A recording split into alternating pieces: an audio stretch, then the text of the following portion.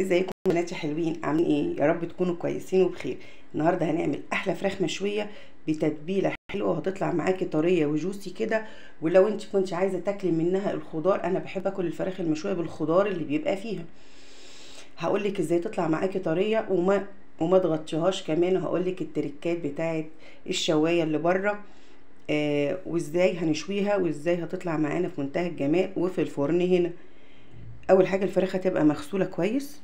انا قطعتها كده. لو هحطها في الفرن على طول انا مش بحب اقطع التشققات ديت يعني، او اعمل فيها الخطوط دي، عشان الفرن بيتنشفها مني. فلازم لو هتعملي لها الخطوط دي وهتدخليها الفرن على طول، لازم على طول ان انت تغطيها بورق فويل او ورق زبده، علشان خاطر ما تنشفش منك في الفرن. طب انا ما عنديش ورق فويل وما عنديش ورق زبده ومش عايزه اغطيها في الفرن، خليكي معايا. انا هعملها كده وهدخلها الفرن ومش هتنشف، وهتبقى في منتهى الجمال والطعامه واللذاذه كمان. الفراخ لازم تكون مغسوله كويس ومتصفيه من الميه، يعني تحطيها في صفايه. الفراخ المشويه يا جماعه ما بتشيليش الجلد منها ولا الدهون منها، كل دوت بيفضل قاعد، لان هو دوت اللي بيخليها طريه وبتحتفظ بالعصاره بتاعتها جواها، ما بتخليهاش تنشف منك وهي في الفرن. لكن لو انت شلتي كل الجلد دوت هتنشف منك في الفرن، وهيبقى اللحم بتاعها ناشف ومجلد. انما واحنا بناكل هنشيل كل الدهون اللي احنا مش عاوزينها دي. معايا التوابل اللي هتريحك. بس جربي الفراخ المشويه بالقرفه وكمان بالزعتر، ما تستغنيش عنهم في اي طريقه فراخ مشويه، وهتشوفي نتيجه طعمها حلو جدا. انا معايا فلفل اسود، معايا بصل بودره وثوم بودره، ورشه كزبره ناشفه، وكمون، وزي ما قلنا قرفه وزعتر، وديت ملح. الفراخ بنحط لها ملح وهي بتستوي. كمان معايا كركم. الفراخ بنحط لها ملح لان هي بتبقى سنها صغير فبتستوي، لكن غير اللحمه مش بنحط لها ملح عشان بتجلد وبتفقد العصاره بتاعتها من الملح وبتشد. بنحط لها الملح في الاخر لما بتبقى 3/4 تسويه. همسك البهارات دي كلها كده اخلطها في بعضها كويس جدا. طبعا انا من قبل ما احط ايدي في الفراخ المفروض ان انا ما احطش ايدي في البهارات الفراخ الاول، احط ايدي في البهارات الاول. طب انا حطيت ايدي في الفراخ وفي البهارات، خلاص البهارات دي كلها هتخلصيها على الفراخ، مش هينفع تحتفظي بحاجه منها. فانا دلوقتي لمست الفراخ وحطيت ايدي في البهارات، فالبهارات دي كلها انا هستخدمها مع الفراخ المشويه. ماشي، اقلبها بس كده كويس، وبعد كده هاخد ورك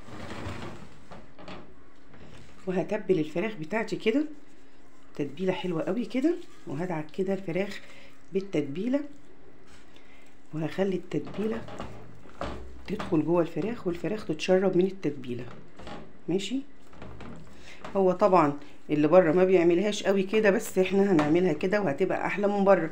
كلنا عارفين ان اكل البيت بيبقى انضف واحلى من الاكل اللي بره.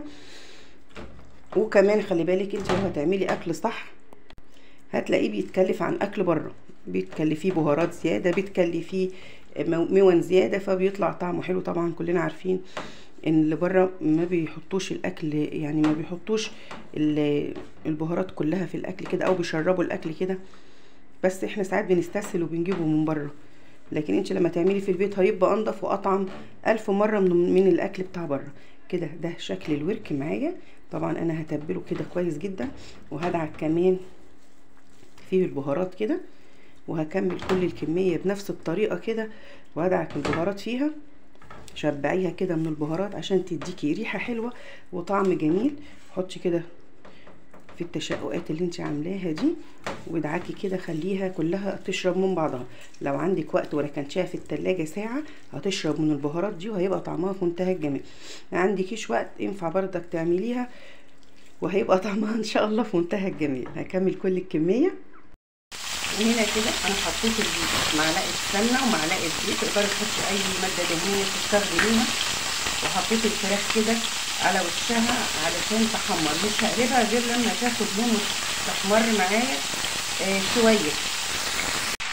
هم اخدوا تحميره، بصوا اهو، بس انا غطيتهم فهم تقريبا كده دلوقتي هم نص سوا. دلوقتي يعني هنقلهم في صاج الفرن. وهنا مكان الفراخ ما حمرتها نزلت ببصل وطماطم وقرنين فلفل حامين، تقدري تحطي فلفل بارد لو تحبي. واللي فاضل عندي من التوابل مع شويه زيتون هنزل بيهم هنا، اقلب كده كويس توابل عشان تاخد من طعم الفراخ. انا طافيه النار طبعا. هاخد بقى التوابل دي احشي بيها الفراخ او احطها في الصاج للفراخ. انا عصرت ليمونه وهحط كمان شويه خل، وانا نزلت كل الخضار بالزيت بالسمنه اللي نزل من الفراخ كله، وهحطه كده في الصاج. طبعا كده خضار جميل ونضيف مش هيتحرق معايا، وتقدري تاكليه بالعيش. هرص عليه الفراخ. انا رصيت الفراخ هنا، حطيت معلقه صلصه ومعلقه عسل على اللي كان نازل من الفراخ في الطبق دوت، وهدهن بيها وش الفراخ كده عشان اللون. كده الفراخ واخده معايا نص تسويه، هتدخل الفرن مش هتاخد تسويه كتير، وفي نفس الوقت مش هتنشف، وكمان الخضار هيبقى طري وجميل. تقدري في الاخر تحطي بعد ما تستوي حته فحمه وتقفلي عليها، بس خلي بالكم ان الفحم يا جماعه بيطلع اكسيد الكربون في الاكل وهو مش صحي، لكن لو بتعمليها مره كل فين وفين ماشي الحال. ماشي اهو كده. انا هنزل كده هدخلها بقى الفرن على طول على نار حاميه علشان تبتدي تكمل سواها. احلى صينيه فراخ ممكن تعمليها وتجربيها، بلا فراخ بره بلا بتاع. تيجي ايه فراخ بره جنب فراخنا؟ الف صحه وعافيه. جربيها وهتعجبك ان شاء الله، وهتعجب الولاد. كليها بقى مع شويه مكرونه مع عيش مع شويه رز مسلوق ابيض كده خفيف. الف هنا وشفا. حبايبي ما تنسوش تعملوا لايك للفيديو واشتراك في القناه عشان يوصلكم كل جديد من قناتي حلو وحادق مع المسية. الى اللقاء في فيديو جديد ان شاء الله. باي.